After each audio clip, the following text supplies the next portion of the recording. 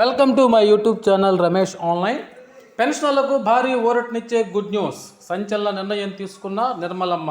పెన్షనర్ల ఆదాయం ఇక నుంచి రెండింతలు అనే హెడ్లైన్తో ఉన్నటువంటి వీడియోనైతే మనం చూస్తున్నాం. చూసే ముందుగా ఫ్రెండ్స్ ఎవరైనా ఫస్ట్ టైం మన ఛానల్ని విజిట్ చేసినట్లయితే తప్పకుండా సబ్స్క్రైబ్ చేసుకోండి. ఇక విషయానికి వచ్చినట్లయితే దేశంలో ప్రస్తుతం 60 ఏళ్ల వయసు పైబడిన సీనియర్ సిటిజన్స్కు భారీ ఊరట కల్పించే విధంగా కేంద్ర ప్రభుత్వం ఒక సంచలన నిర్ణయం తీసుకుంది. ఇటీవల ఆర్థిక శాఖ మంత్రి నిర్మలా సీతారామన్ కూడా బడ్జెట్లో భాగంగా టీడీఎస్ విషయంపై పరిమితిని పెంచుతూ ఊరటను కల్పించిన సంగతి తెలిసిందే. అయితే ప్రస్తుతం వడ్డీ ఆదాయం పైన సీనియర్ సిటిజన్లకు సరాసరి 50,000 రూపాయలకు మినహాయింపు కల్పిస్తూ వీటిని రెండింతలు చేశారు. అంటే ₹1,00,000 వడ్డీపై ఆదాయాన్ని పన్ను మినహాయింపు కల్పిస్తున్నట్లు వారు ఈ సందర్భంగా తెలియజేశారు.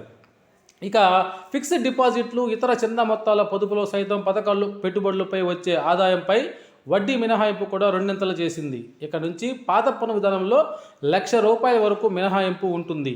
ఈ విధానంలో అద్దె ద్వారా కూడా వచ్చే ఆదాయంపైన ఊరట కలిగించేలా నిర్ణయాలు తీసుకుంది కేంద్ర ప్రభుత్వం.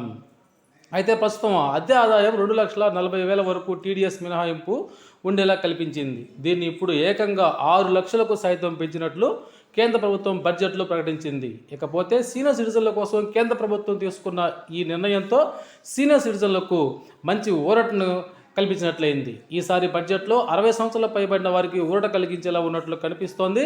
₹1,00,000 వరకు వడ్డీ ఆదాయం పైన మినహాయింపు కలిగించడంతో పాటు అలాగే ఆదాయం పైన 6 లక్షల వరకు మినహాయింపుని కలిగించారు. దీంతో లక్షల మందికి ఊరట కలిగిందని చెప్పవచ్చు. ఏది ఏమైనా ఆర్థిక మంత్రి తీసుకున్నటువంటి ఈ నిర్ణయంతో పెన్షనర్లకైతే గొప్ప ఊరట కలిగిందని చెప్పవచ్చు. Okay friends, thank you for watching.